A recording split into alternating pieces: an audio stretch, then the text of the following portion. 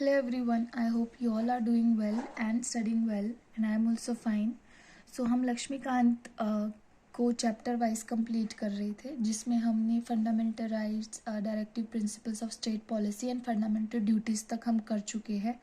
ठीक है, उसके बाद में बेसिक फीचर और ऐसे कुछ और चैप्टर्स और है, लेकिन हम कोई और टॉपिक शुरू करें जैसे कि एग्जीक्यूटिव या प्रेसिडेंट या कोई भी और चीज़ शुरू करें उससे पहले ज़रूरी है कि हम पार्लियामेंट चैप्टर को समझें.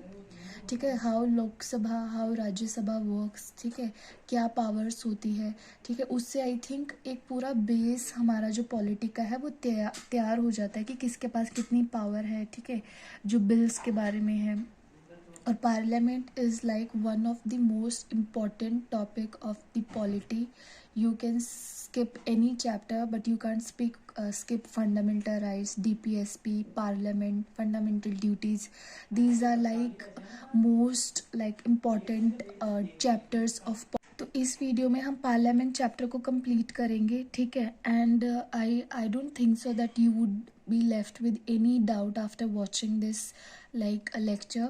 सो do watch the whole lecture in a go. ठीक है, so let's start. So parliament basically है क्या? पार्लियामेंट हमारी गवर्नमेंट का लेजिस्लेटिव ऑर्गन है. लेजिस्लेटिव ऑर्गन मतलब क्या? लॉ मेकिंग ऑर्गन है. ठीक है, ये वो ऑर्गन है जो लॉ बनाने का काम करता है. पार्ट 5 ऑफ द कॉन्स्टिट्यूशन में एंड आर्टिकल 79 to 122. ठीक है, सो हमने पढ़ा था कि पार्ट 1 में क्या है? Union and it's territories. ठीक है, पार्ट 2 में सिटीजनशिप, पार्ट 3 में फंडामेंटल राइट्स, पार्ट 4 में DPSP एंड पार्ट 4A में हमारे फंडामेंटल ड्यूटीज थी. ठीक है, अब पार्ट 5 में हमारे क्या है? पार्लियामेंट. ठीक है, आर्टिकल क्या है? 79 to 122. ठीक है, अब आर्टिकल 123 एक जो कुछ आर्टिकल्स है वो बहुत इंपॉर्टेंट है. ठीक है, जो आपको नंबर दे देंगे एग्जाम में और पूछेंगे, उसका कंटेंट पूछ लेते हैं कि ये आर्टिकल किस टॉपिक से रिलेटेड है. ठीक है, तो आर्टिकल जो 123 है वो किस चीज़ की बात करता है?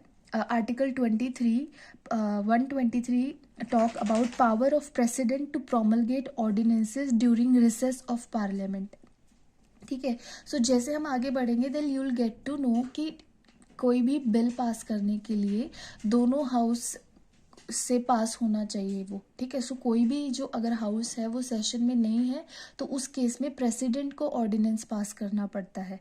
ठीक है, यू विल बेटर अंडरस्टैंड जब हम सब कुछ पढ़ लेंगे. सो वेट. ठीक है, सो पार्लियामेंट में बेसिकली आता क्या क्या है? पार्लियामेंट में आता है हमारा Lok Sabha, Rajya Sabha and president also. ठीक है, सो ये कन्फ्यूजन हमें हमेशा रहती है कि हम सोचते हैं कि पार्लियामेंट में सिर्फ लोकसभा और राज्यसभा आती है, बट नहीं, पार्लियामेंट में Lok Sabha, Rajya Sabha and president also. ना कुछ आर्टिकल्स इस सेक्शन के, क्योंकि बहुत एग्जाम्स में जो आर्टिकल्स है वो सिर्फ आपको आर्टिकल दे देंगे और पूछेंगे ये आर्टिकल किस चीज़ से रिलेटेड है. तो जो इस सेक्शन के जो इंपॉर्टेंट आर्टिकल्स है वो मैंने यहाँ मेंशन किए हैं. ठीक है, जो सबसे पहला आर्टिकल 79 से शुरू हो रहा है, आर्टिकल 79 से. तो सबसे पहले हम वही देख लेते कि आर्टिकल 79 किस बारे में है. Article 79 talks about constitution of parliament. ठीक है, कॉन्स्टिट्यूशन पार्लियामेंट का ये नहीं कि संविधान नहीं, पार्लियामेंट में को कॉन्स्टिट्यूट किस तरीके से किया जाएगा, उसके मेंबर्स. ठीक है, article 80 is composition of Rajya Sabha, article 81 composition of Lok Sabha, article 102 it is very important, it talk about disqualification of membership, कि जो मेंबर्स ऑफ पार्लियामेंट जो है उनको डिसक्वालीफाई किया जाता है, ये उस बारे में है. It is very important. Article 103 it is decision on disqualification. Article 105 powers and privileges of house of parliament. Article 110 definition of money bill. Article 112 it talk about annual financial statement. तो जिस चीज़ को हम बजट बोलते हैं वो चीज़, budget is nowhere mention in the constitution. Budget को कॉन्स्टिट्यूशन में एनुअल फाइनेंशियल स्टेटमेंट बोला गया है, annual financial statement. And article 123 talks about ordinance giving power of president. Okay, moving ahead now. So जो लोकसभा है उसको लोअर हाउस भी बोलते हैं और इस constitution allows for maximum 550 members in Lok Sabha. ठीक है। अब भी करंटली 543 मेंबर्स है, क्योंकि 2 एंग्लो इंडियन मेंबर्स है वो 104th कॉन्स्टिट्यूशनल अमेंडमेंट एक्ट से वो हटा दिए गए, तो 543 मेंबर्स है। 530 जिसमें स्टेट से है एंड 13 है वो यूनियन टेरिटरीज से है, ठीक है। और राज्यसभा की हम बात करें तो राज्यसभा में कुल 245 मेंबर्स है, जिसमें से 229 मेंबर्स स्टेट्स से है, 4 यूटी से है, यूनियन टेरिटरी से, and 12 members are nominated by president, ठीक है। कला या एजुकेशन, ठीक है, इनके क्षेत्र में अगर किसी ने कोई बहुत सिग्निफिकेंट योगदान दिया है तो प्रेसिडेंट उनको नॉमिनेट कर सकता है फॉर राज्यसभा, ठीक है। सो हम ये देखते हैं जो जया बच्चन है, हेमा मालिनी है, ठीक है। सो ये इस तरीके से मेंबर ऑफ पार्लियामेंट बन जाते हैं, ठीक है। नाउ मूविंग अहेड, ठीक है। एक और चीज़ जो मैं आपको बता दूं जो बहुत बार बहुत एग्जाम में पूछी जाती है कि ministers including prime minister in COM का मतलब है काउंसिल ऑफ मिनिस्टर्स, ठीक है। COM का मतलब क्या है? Council of ministers. मैं यहाँ लिख देती हूँ, ठीक है। COM का मतलब है काउंसिल ऑफ मिनिस्टर्स, ठीक है। सो COM का मतलब क्या है? Council of ministers. तो कॉन्स्टिट्यूशन में ये दिया हुआ है कि मिनिस्टर्स की संख्या including PM should not be greater than 15% of total strength of Lok Sabha. So ये जो है ना क्वेश्चन स्टेटमेंट बेस्ड आ जाता है, कभी लोकसभा की जगह पार्लियामेंट दे देगा आपको कंफ्यूज करने के लिए, आप कंफ्यूज रहोगे ये जो पार्लियामेंट था लोकसभा था, ठीक है। सो जो मिनिस्टर्स है इंक्लूडिंग प्राइम मिनिस्टर उनकी जो स्ट्रेंथ है वो लोकसभा की 15% स्ट्रेंथ से ज़्यादा नहीं हो सकती है, ठीक है। अब आपको जो हमारे कॉन्स्टिट्यूशन में 12 स्केड्यूल है, ठीक है, वो 12 स्केड्यूल याद करने की ट्रिक है टीयर्स ऑफ ओल्ड PM, ठीक है। यहाँ पे T का मतलब है टेरिटरी, ये हम लास्ट में करेंगे। आप सिर्फ इस R का मीनिंग होता है राज्यसभा से रिलेटेड है 4th स्केड्यूल, ठीक है। सो अब हम सबसे पहले राज्यसभा से शुरू करते हैं, क्योंकि हम पार्लियामेंट पढ़ रहे हैं तो राज्यसभा से शुरू करते हैं। राज्यसभा कौन होती है, कौन लोग मिलकर राज्यसभा बनाते हैं, किस तरीके से राज्यसभा वर्क करती है, क्या क्या उसकी पावर होती है, वो सभी हम इस अब डिस्कस करेंगे। सो रिप्रेजेंटेशन ऑफ सीट्स, सो जो मेंबर ऑफ लेजिस्लेटिव असेंबली होती है, ठीक है, MLA, ठीक है। आपके एरिया में भी कोई ना कोई बहुत फेमस MLA होगा और आप सब उनको जानते होंगे। सो वो जो MLA है वो किस MLA का मतलब क्या होता है? Member of legislative assembly. इसका मतलब जो विधानसभा है स्टेट की उसका मेंबर, ठीक है। सो वो इलेक्ट करते हैं राज्यसभा के मेंबर्स, राज्यसभा मतलब राज्यों की सभा, ठीक है। तो उससे ही हमें पता चल रहा है कि राज्य अपने कुछ जो रिप्रेजेंटेटिव्स है वो चुन के भेज रहे हैं, ठीक है। सो MLAs इलेक्ट करते हैं by proportional representation, single transferable vote, ठीक है। सीट्स, हर स्टेट को कितनी सीट्स मिलेगी ये उस स्टेट की पॉपुलेशन पे डिपेंड करता है, ठीक है। एंड यूटीज में क्या होता है? यूटीज में एक electoral college electoral college specifically इस चीज़ के लिए बनाया जाता है कि कुछ लोग होते हैं वो मिलके वोट करते हैं, तो एक स्पेशल इलेक्टोरल कॉलेज बनाया जाता है, ठीक है। Electoral college specially constituted for this purpose, ठीक है। वोट किस तरीके से करते हैं? Proportional representation, single transferable vote, ठीक है। कौन कौन सी यूटीज की मेंबरशिप मिली हुई है? दिल्ली, पुडुचेरी एंड जम्मू एंड कश्मीर, ठीक है। अब proportional representation, single transferable vote, यही सिस्टम हम प्रेसिडेंट के इलेक्शंस में भी यूज करते हैं, ठीक है। तो मैं आपको बताती हूँ कि proportional representation, single transferable vote, first past the post system, जो कि हम विधानसभा और लोकसभा के चुनाव में जो सिस्टम यूज किया जाता है, जब हम जाते हैं और किसी एक उम्मीदवार के उस बटन को दबा के आ जाते हैं, उस सिस्टम से किस तरीके से अलग है, ठीक है। ठीक है। So proportional representation, single transferable vote हम इस डायग्राम के थ्रू समझेंगे। इस डायग्राम में क्या है? 4 कैंडिडेट्स है जो कि इलेक्शंस के लिए कॉन्टेस्ट कर रहे हैं, ठीक है। ये A है, A, B, C and D, ठीक है। और इलेक्टोरेट्स कितने हैं, मतलब मतदाता कितने हैं जो वोट डालने वाले? वो 100 मेंबर्स है, ठीक है। इनको क्या दिया जाएगा? एक बैलेट पेपर दिया जाएगा। इस बैलेट पेपर में उनको अपनी चॉइसेस को रैंक करना है, ठीक है, कि मेरी फर्स्ट चॉइस ये है, मेरी सेकंड चॉइस ये है, मेरी थर्ड चॉइस ये है, मेरी फोर्थ चॉइस ये है। कि अगर मेरी फर्स्ट चॉइस ना बने तो मेरी सेकंड चॉइस फिर ये होगी, अगर ये दोनों नहीं तो फिर तीसरा इसको बना दो, अगर ये तीनों नहीं तो चौथा इसको बना दो। तो जितने कैंडिडेट्स इलेक्शन कॉन्टेस्ट करेंगे उतनी ही रैंकिंग आ जाएगी। ठीक है, तो सब मतदाताओं ने अपना बैलेट पेपर में ऐसे रैंकिंग कर दी और अब हम रैंकिंग देखेंगे। ठीक है, तो इन 100 लोगों में 26 लोग ऐसे थे जिन्होंने ए को अपनी फर्स्ट चॉइस माना, 33 लोग ऐसे थे जिन्होंने बी को अपनी फर्स्ट चॉइस माना, और 22 लोग ऐसे थे जिनकी फर्स्ट चॉइस सी था, और ऐसे ही 19 लोग ऐसे थे जिनकी फर्स्ट चॉइस ये डी वाला था। तो मतलब अब इनमें सबसे कम जिसको वोट मिले हैं वो है ये 19, तो ये एलिमिनेट हो जाएगा, यही पे एलिमिनेट हो जाएगा। ठीक है, तो अब ये जो 19 लोग थे जिनकी फर्स्ट चॉइस डी था कि भाई ये हमारा उम्मीदवार बनना चाहिए, इनकी फर्स्ट चॉइस तो गई इन 19 लोगों की, लेकिन इनकी सेकंड चॉइस इन्हीं तीनों में से कोई होगा। तो अगर इन लोगों की फर्स्ट चॉइस गई तो अब हम इन तीनों की सेकंड चॉइस देखते हैं कि इन 19 लोगों की सेकंड चॉइस देखते हैं कि इन्होंने अपनी सेकंड प्रेफरेंस पे किसको रखा था। इन तीनों में से ही ऑफ कोर्स कोई ना कोई होगा। तो इन 19 लोगों में 6 लोगों ने इसको अपनी सेकंड चॉइस रखा था, और 5 लोगों ने इसको, और 8 लोगों ने इसको। ठीक है, तो अब टोटल हो गए 32, इसके हो गया 38 और इसका हो गया 30।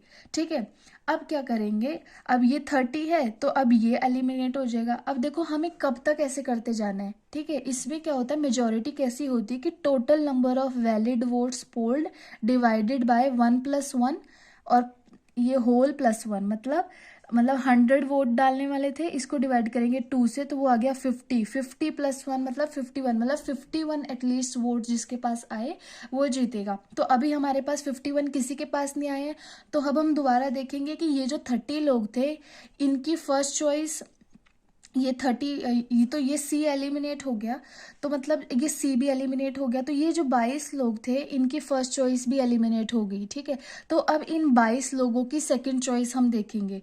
ठीक है, तो इन 22 लोगों की जो सेकंड चॉइस होगी वो या तो ये होगा या ये होगा या ये होगा। ठीक है, तो इन 22 लोगों की सेकंड चॉइस में 8 लोगों ने इसको अपनी सेकंड चॉइस माना था, 13 लोगों ने इसको अपनी सेकंड चॉइस माना था, और एक बंदे ने इसको अपनी सेकंड चॉइस माना था। अब हम प्लस करेंगे तो अब ये हमारा 51 आ गया, ये मैंने ज़बरदस्ती 51 बनाया था ताकि अब तो रुक ही जाए कम से कम। ठीक है, तो ये विनर बन गया, तो इस तरीके से ये जीत गया। ठीक है, आपको समझ के ही पता चल रहा होगा कि थोड़ा कॉम्प्लेक्स सिस्टम है, तो एक लेमन को ये सिस्टम थोड़ा समझने में दिक्कत हो सकती है। ऐसे क्या होता है कि मोस्ट फेवरेबल कैंडिडेट होता है ना वो जीत जाता है, और जिसको जो फर्स्ट चॉइस लोगों की नहीं भी है ना, इनफैक्ट वो भी जीतने के चांसेस रहते हैं। ठीक है, तो ये जो सिस्टम है यही प्रेसिडेंट के इलेक्शंस में यूज़ किया जाता है, proportional representation single transferable vote, मतलब आप एक ही बार में दे दोगे सीक्रेट बैलेट पेपर के थ्रू। ठीक है, अब सीट किस तरीके से दी जाती है हर स्टेट को, देखो हर स्टेट की पॉपुलेशन अलग होती है। ठीक है, तो मान लो स्टेट 1 में कितने लोग हैं, 20,000 सीट है, और स्टेट 2 में 35,000 सीट है, पॉपुलेशन है। ठीक है, ये पॉपुलेशन है। ठीक है, स्टेट 1 की पॉपुलेशन कितनी है, 20,000, स्टेट 2 की 35,000, और स्टेट 3 की 5,000। ठीक है, अब मान लो 500 लोगों पे एक रिप्रेजेंटेटिव है। ठीक है, जैसे एक कॉन्स्टिट्यूएंसी में से एक बंदा जीत के जाता है ना, वैसे 500 लोगों पे मान लो एक रिप्रेजेंटेटिव मिल रहा है, तो 20,000 को 500 से मिलेंगे, तो मतलब स्टेट 1 को 40 रिप्रेजेंटेटिव मिलेंगे, मतलब इसकी 40 सीट हो जाएगी भाई। ठीक है, 40 लोग इसके स्टेट में से जीत के जाएंगे। ठीक है, और लोगों को रिप्रेजेंट करेंगे, ये इसमें से 70 और इसमें से 10। ठीक है, सो population of state divided by number of seat allotted वो सेम होएगा सब स्टेट्स के लिए, मतलब सब स्टेट्स को। ठीक है, अगर इसको 500 लोगों पे एक वो मिल रहा है तो इसकी पॉपुलेशन कम है, लेकिन फिर भी इसको भी 500 लोगों पे एक रिप्रेजेंटेटिव मिल रहा है, तो ये किसी तरीके का भेदभाव नहीं है।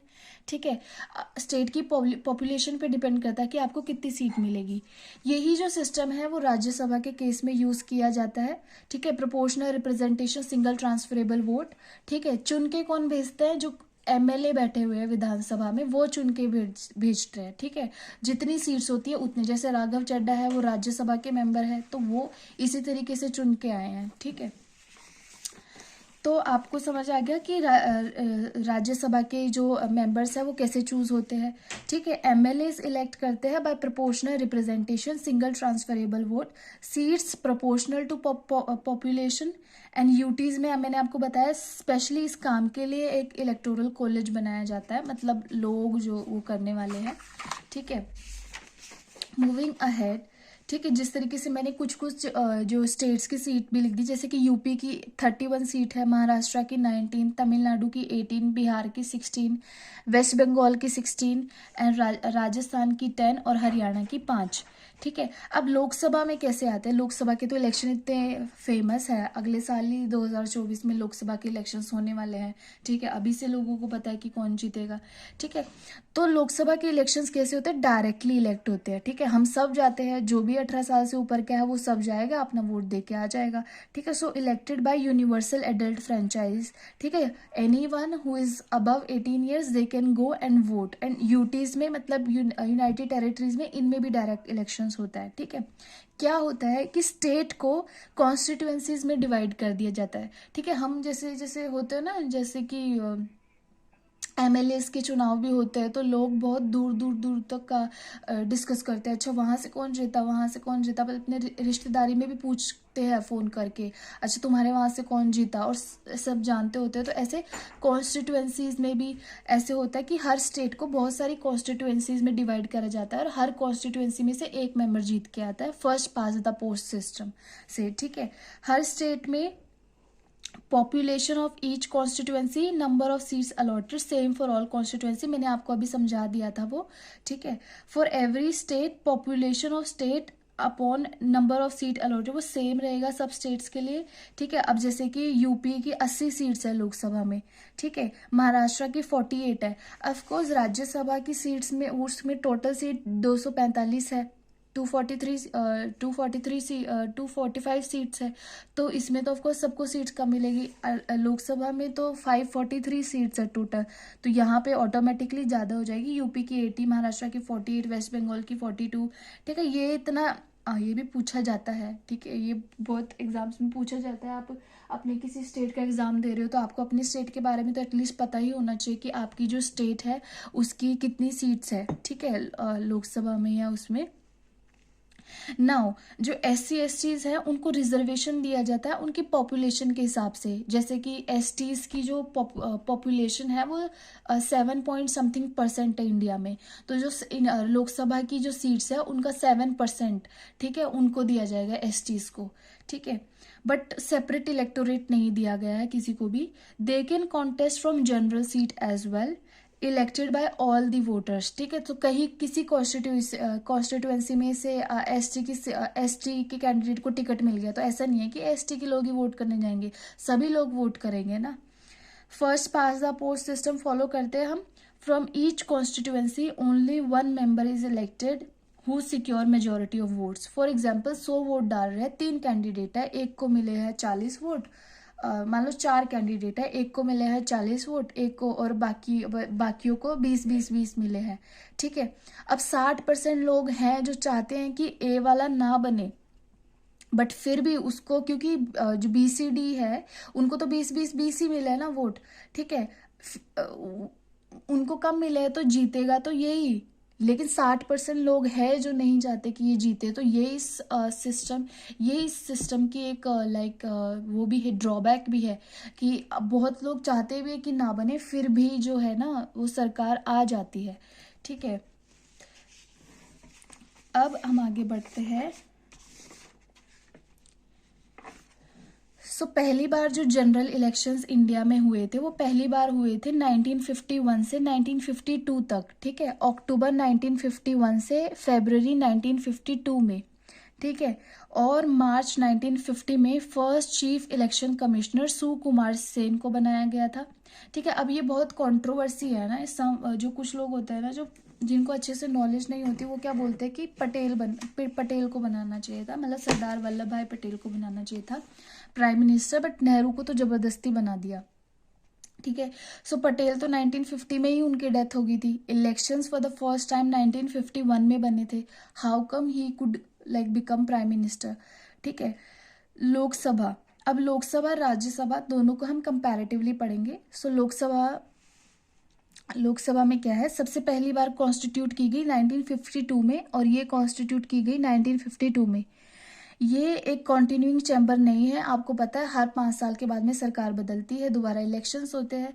ये एक परमानेंट बॉडी है, ठीक है, चलती रहती है, ठीक है। एक जैसे लोकसभा का 5 साल का टर्म होता है, राज्यसभा के किसी मेंबर का जो टर्म होता है वो 6 साल का होता है, और हर दूसरे साल इसमें 1/3 मेंबर्स वो इलेक्ट होते रहते हैं, ठीक है। तो it's term is 5 years, and इसमें 1/3 ऑफ मेंबर्स रिटायर एवरी दूसरे साल, ठीक है। 1/3, ठीक है।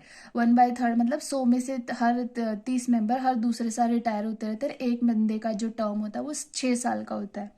जो प्रेसिडेंट, जो 12 मेंबर्स को जो आर्ट एंड एजुकेशन के फील्ड में है, अगर उनका कोई सिग्निफिकेंट योगदान है, उनको जो नॉमिनेट करता है, उनके इलेक्शन हर तीसरे साल होते हैं। इनका टर्म 6 years होता है। अब ये एक बहुत इंपॉर्टेंट चीज़ है, मैं आपको बताती हूँ किस तरीके से क्वेश्चन पूछे जाते हैं खासकर यूपीएससी में। टर्म इनका 6 year है, बट ये चीज़ कॉन्स्टिट्यूशन ने डिसाइड नहीं करी थी। Constitution did not fix and left to parliament, ये चीज़ पार्लियामेंट ने डिसाइड करी है, ठीक है। और ये किस में लिखा हुआ है, RPA act, representation of people act 1951 में, ठीक है। नाउ इनका जो टेन्योर है वो एक्सटेंड करा जाता है during the period of national emergency. ये तो खत्म ही नहीं हो रही है ना, ये तो कंटिन्यूइंग चैम्बर है, तो इसका जो पीरियड है वो एक्सटेंड करने की तो वही नहीं है। ये क्या है, अगर मान लो अब ये जैसे कि 2024 में चुनाव होने वाले हैं, अभी ऐसी कोई इमरजेंसी आ जाती है अनफॉर्चुनेटली, तो ये लोकसभा का जो टेन्योर है वो एक्सटेंड भी किया जा सकता है फॉर इनडेफिनिट पीरियड, ठीक है। उसकी कोई वो नहीं है कि हाँ 1 साल के लिए किया जा सकता है, 2 साल के लिए किया जा सकता है, बट एक बार में 1 साल के लिए किया जा सकता है, फिर दोबारा एक्सटेंड करना पड़ेगा, ठीक है। और एक बार नेशनल इमरजेंसी हट गई, अगर एक बार नेशनल इमरजेंसी हट गई, फिर सिर्फ 6 महीने तक वो फंक्शन कर सकती है, फिर दोबारा इलेक्शन होने पड़ेंगे, नई लोकसभा कॉन्स्टिट्यूट होगी, ठीक है। आई होप आपको समझ आया। After expiration of emergency maximum 6 months तक काम कर सकती है, एक्सटेंशन किया जा सकता है, उसके बाद में of course you have to re election करवाने पड़ेंगे। 25 साल की मिनिमम एज है, इसमें 30 साल की मिनिमम एज है। इसके लिए क्या होना चाहिए, सिटीजन ऑफ इंडिया और एक रजिस्टर्ड वोटर इलेक्टर होना चाहिए।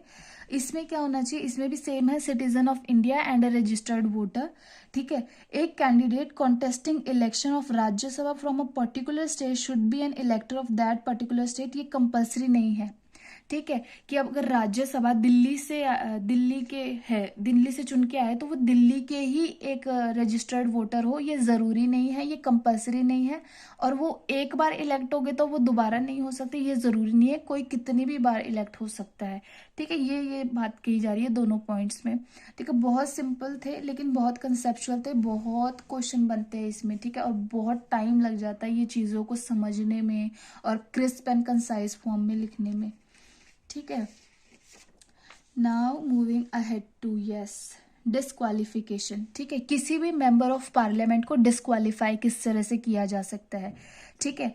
डिस्क्वालिफिकेशन, ठीक है। कॉन्स्टिट्यूशन में क्या क्या लिखा है, ऑफिस ऑफ प्रॉफिट, ओओपी का मतलब है ऑफिस ऑफ प्रॉफिट, कि किसी स्टेट एंड यूनियन गवर्नमेंट में अगर कोई ऑफिस ऑफ प्रॉफिट है, ठीक है। इसीलिए तो देखो बहुत जो लोग हैं जो गवर्नमेंट जॉब करते हैं, वो यूट्यूब पे पढ़ाते हैं तो वो पैसे नहीं लेते हैं, ठीक है, या अपना कोई पेड कोर्स ऐसे लॉन्च नहीं करते हैं, ठीक है।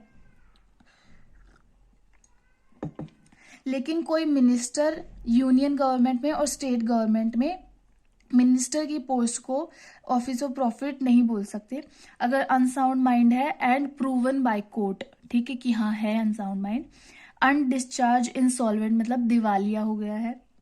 Not a citizen of India और has acquired foreign citizenship, India के सिटीजन नहीं है या उन्होंने वॉलेंटरली किसी और देश की सिटीजनशिप एक्वायर कर ली है तो, ठीक है। Under any law made by PT का मतलब है पार्लियामेंट, ठीक है। मैंने बहुत शॉर्ट फॉर्म्स लिखी हुई है, आप एड ऑन करते जाना, ठीक है। अगर कोई लॉ बनाई गई है पार्लियामेंट के द्वारा और उसके अंडर वो डिस्क्वालीफाई हो रहे हैं तो आरपी एक्ट में क्या लिखा है, अगर वो इलेक्शन ऑफेंसेस, जो इलेक्शन के दौरान जो ऑफेंसेस किए जा रहे हैं उनके गिल्टी रहे हैं तो, ठीक है, या उन्होंने ऐसा कोई क्राइम किया है जिसमें उन्हें 2 या 2 साल से ज़्यादा की सज़ा हुई है तो, but not in case of preventive detention. तभी आपने देखा होगा कि जब अभी जो राहुल गांधी है उनका जब मोदी जी को मानहानि का जो केस उन पे आया था, तो उनको जो सज़ा होने की बात हो रही थी वो 2 साल से ज़्यादा की बात हो रही थी ताकि वो डिस्क्वालीफाई हो जाए, ठीक है। नाउ करप्शन और डिसलॉयलिटी टू स्टेट, ठीक है, if not able to give account of election expenses, अपनी जो इलेक्शन में उन्होंने जो खर्चे करे अगर उनका ब्यौरा ना दे पाए वो तो, office of profit in any corporation जिसमें गवर्नमेंट की हिस्सेदारी 25% से ज़्यादा है तो, ठीक है, अनटचेबिलिटी, डाउरी, सती, इन तीनों में से किसी के लिए अगर पनिश्ड है, ठीक है, ठीक है, तो ऐसे नहीं है कि एक्यूज्ड है, नहीं भाई, कन्विक्टेड है, ठीक है, प्रूवन है कि उन्होंने ये काम किया है तो डिस्क्वालीफाई कर सकते हैं। 2 वर्गों के बीच शत्रुता को प्रमोट करना या ब्राइबरी, मतलब क्या बोलते हैं उसको, क्या ब्राइबरी मतलब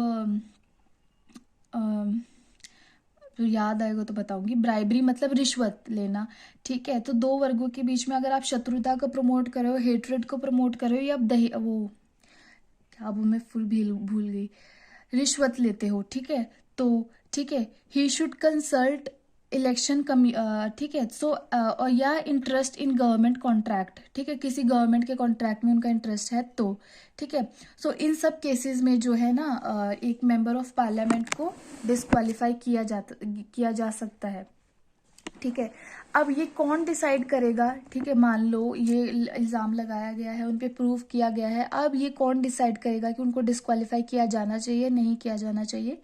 सो in case of this kind of disqualification president decide, ठीक है, किससे कंसल्ट करके, इलेक्शन कमिश्नर को डिस्कस करके, नो जुडिशियल रिव्यू, ठीक है, so many short forms, judicial review, और इस चीज का कोई जुडिशियल रिव्यू नहीं हो सकता, और इसमें प्रेसिडेंट का डिसीजन फाइनल है, and you know that president work on aid and advice of council of ministers headed by prime minister, ठीक है। सो अगर इस केस में डिस्क्वालिफिकेशन हुआ है तो प्रेसिडेंट डिसाइड करेगा और वो कंसल्ट करेगा इलेक्शन कमिश्नर को, तो आप ये इलेक्शन कमिश्नर की ये पावर भी यहाँ पे नोट कर लो, ठीक है। और जुडिशियल रिव्यू नहीं हो सकता इस चीज़ का, और प्रेसिडेंट का डिसीजन फाइनल होगा। लेकिन डिफेक्शन के केस में आप देखते हैं कि बहुत सारे लोग पार्टीज चेंज कर लेते हैं, ठीक है, जैसे जो बागी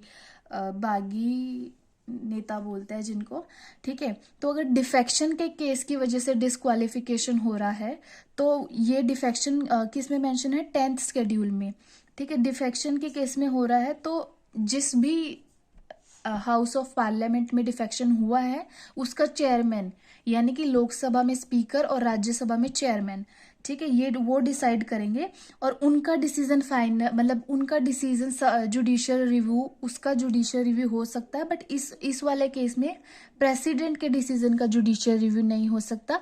सो ये दोनों चीजें आपको याद रखनी है कि यहाँ जुडिशियल रिव्यू हो सकता है बट यहाँ जुडिशियल रिव्यू नहीं हो सकता, ठीक है। अब हम देखते हैं कि अगर एक मेंबर है वो 2 जगह पे इलेक्ट हो जाए तब क्या होगा, ठीक है। फॉर एग्जाम्पल कोई मेंबर है, first he is elected to, ठीक है, बोथ द हाउस, ठीक है, अगर वो लोकसभा में इलेक्ट हो जाता है और फिर राज्यसभा में इलेक्ट हो जाता है तो कौन सी सीट रहेगी उसको 10 दिन के अंदर बताना है कि वो कौन सी सीट चुनना चाहेगा, वरना उसकी लोकसभा वाली सीट रह जाएगी, मतलब वो लोकसभा का मेंबर रहेगा, राज्यसभा का हट जाएगा, ठीक है। और अगर वो पहले लोकसभा का मेंबर था, ठीक है, अब वो राज्यसभा का बन गया है, या वो पहले राज्यसभा का था अब लोकसभा का बन गया है, तो जिस सेकंड हाउस वाली मेंबरशिप उसकी रह जाएगी। क्यों रह जाएगी, क्योंकि इसको याद कैसे करें, ठीक है, मान लो पहले हाउस से खुश नहीं था तभी तो दूसरे हाउस के लिए इलेक्शंस कॉन्टेस्ट किए ना, तो सेकंड वाली रहने दो। और फर्स्ट वाला केस क्या है, अगर वो दोनों हाउस से सेम टाइम पे इलेक्ट हो जाए तो उसको ऑफकोर्स 10 दिन के अंदर बताना पड़ेगा कि आप कौन सी वाली सीट लेना चाहेंगे, तो वरना उसकी लोकसभा वाली रह जाएगी, ठीक है।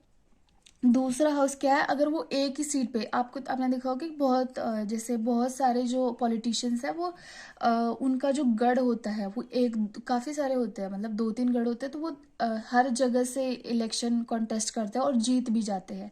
ठीक है, तो अगर दोनों सीट एक ही हाउस में आ गई और वो बताते नहीं है कि वो कौन सा रखना चाहते हैं, तो दोनों वेकेंट हो जाएगी। और अगर वो मेंबर बन जाते हैं पार्लियामेंट और स्टेट लेजिस्लेचर के दोनों एक ही टाइम पर, ठीक है, तो अगर वो 14 दिन में नहीं बताते हैं, ठीक है, और स्टेट लेजिस्लेचर की सीट से रेजिग्नेशन नहीं देते हैं 14 डेज में, तो उनकी स्टेट लेजिस्लेचर की सीट रह जाएगी और मेंबर ऑफ पार्लियामेंट वाली सीट खाली हो जाएगी। ठीक है, मूविंग अहेड।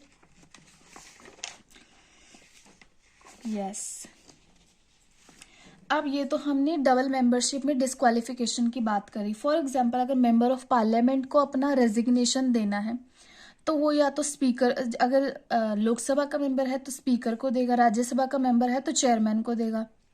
अब स्पीकर और चेयरमैन उसको एक्सेप्ट भी कर सकते हैं और मे नॉट एक्सेप्ट। एक्सेप्ट कर लिया तो बात खत्म, ठीक है, मेंबरशिप उनकी गई। अगर नहीं करते हैं, नहीं भी कर सकते, अगर उनको लग रहा है कि वो जो रेजिग्नेशन है वो जेन्युइन नहीं है, वॉलेंटरली नहीं दे रहे हैं वो, ठीक है।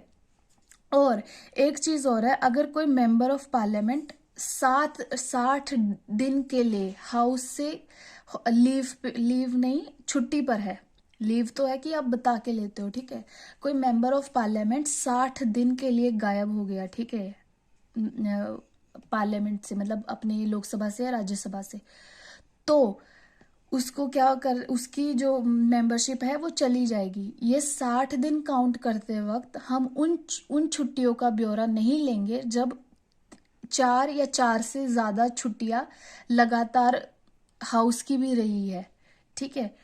तो कितना सही सिस्टम है, देखो, 4 से लगातार छुट्टियां अगर 4 दिन से ज्यादा लगातार हाउस खुद भी बंद रहा है, तो उन दिनों का ब्यौरा ये 60 दिन काउंट करने के वक्त नहीं लिया जाएगा, ठीक है। So when ever a member of parliament is absent from the house for 60 days without permission, ठीक है, नो अकाउंट, ठीक है, तो उसको डिस्क्वालीफाई कर दिया जाएगा। और ये सब करते वक्त उन छुट्टियों का कोई भी अकाउंट नहीं लिया जाएगा जब 4 से लगातार 4 से ज्यादा दिन तक लगातार छुट्टियां पड़े और हाउस खुद भी सेशन में ना हो, ठीक है।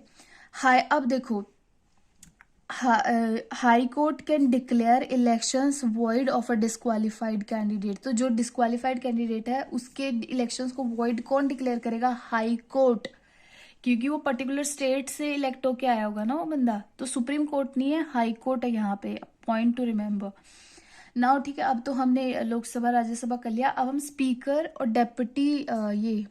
डेप्यूटी स्पीकर को दोनों को साथ में करेंगे, और जब राज्यसभा के करेंगे तो हम चेयरमैन और डेप्यूटी चेयरमैन दोनों को साथ में करेंगे, ठीक है। डेट ऑफ इलेक्शन कौन डिसाइड करता है? प्रेसिडेंट। डेप्यूटी स्पीकर की डेट ऑफ इलेक्शन कौन डिसाइड करता है? Speaker. Elected after speakers election. Speaker क्या है? इलेक्ट होता है by member of Lok Sabha from amongst its members. For example, जो मेंबर ऑफ पार्लियामेंट बनते हैं, जैसे इस टाइम पे लोकसभा के स्पीकर ओम बिरला है, ठीक है, सो वो जो लोकसभा के जो मेंबर होते हैं वही खुद अपने बीच में से ही किसी को चुन लेते हैं, ठीक है। और सेम इसमें भी है, रेजिग्नेशन ये डेप्यूटी स्पीकर को देंगे, डेप्यूटी स्पीकर स्पीकर को देगा। इनकी पावर क्या है? आपने बहुत बार जैसे हमारे लोकसभा की वीडियोस भी आपने कभी यूट्यूब पे वगैरह देखी होगी, ठीक है, सब उनको माननीय महोदय करके उनको एड्रेस करते हैं। सो बेसिकली उनका काम है वहां पे discipline, order and decorum maintain करने का, ठीक है, maintain order and decorum. Final interpreter of, C से मतलब है कॉन्स्टिट्यूशन, रूल्स एंड ये है procedure of parliament. He suspend the meeting in absence of quorum and adjourn house. Quorum का मतलब क्या होता है? फॉर एग्जाम्पल, आप 10 फ्रेंड्स हो, ठीक है, आप सब लोग डिसाइड करते हो कि आप सब पिकनिक पे जाओगे, ठीक है, बट किसी को परमिशन नहीं मिलती, कोई आउट ऑफ टाउन होता, कुछ कुछ करके 3 बच्चे रह जाते हो, तो आपको कह रहा है यार 3 में क्या ही मजा आएगा, ठीक है, तो आप कहोगे कि कुछ मिनिमम स्ट्रेंथ होनी चाहिए ना कोई चीज को फंक्शन करने के लिए, तो वो मिनिमम स्ट्रेंथ रिक्वायर जो होती है उसे बोलते हैं क्वरम, ठीक है। सो लोकसभा की जो मिनिमम स्ट्रेंथ है वो है 1/10 ऑफ टोटल मेंबरशिप। ठीक है। इसको कास्टिंग वोट का राइट होता है। ठीक है, जैसे कि सब लोगों ने वोट करा, कोई बिल आया उसमें सब लोगों ने वोट करा, मान लो 50-50 हो गया, तो टाई तोड़ने के लिए इनके पास कास्टिंग वोट का राइट होता है।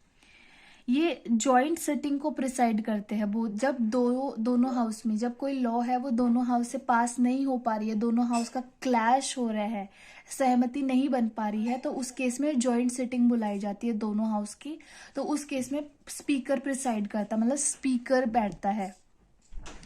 Allow secret meeting on request of leader of house. Leader of house कौन है इस टाइम पे?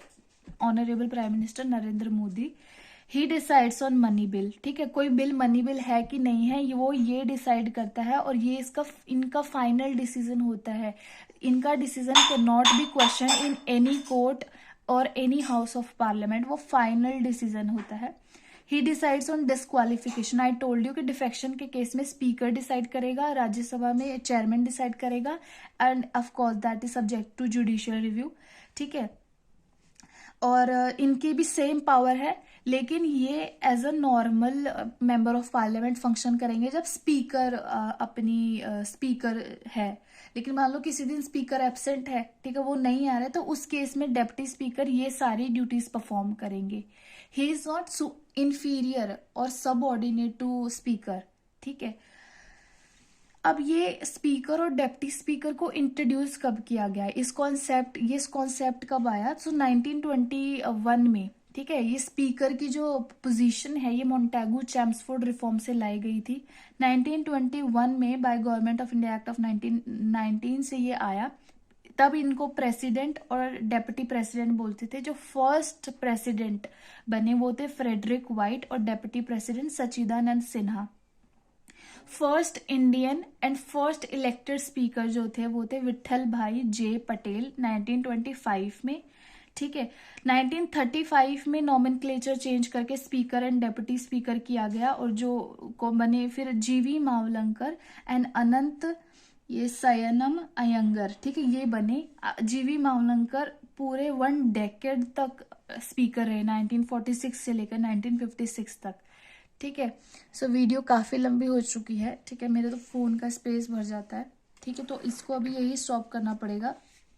ठीक है, इसके नेक्स्ट पार्ट में हम बाकी का रिमेनिंग चैप्टर करेंगे। So I hope you like this video, and if you did do let me know in the comment section, and also share this video with your friends. ठीक है, and yes, thank you.